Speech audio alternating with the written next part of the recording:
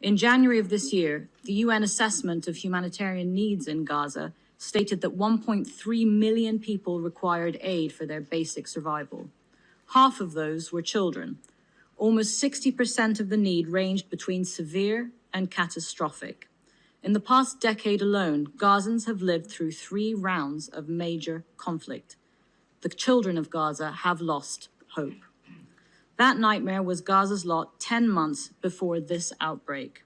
And today, civilians in Gaza are once again facing a ruinous war with nowhere safe to go. Gaza, one of the most densely populated places on earth, is besieged, with no access to fuel, electricity, food, water, or medical supplies.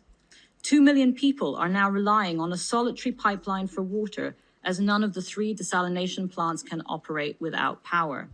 And against this terrible backdrop, the international community must recognize that the call for the evacuation of more than 1 million people who have nowhere safe to go and no assistance for what it is, an unjustified demand unmeetable in its nature.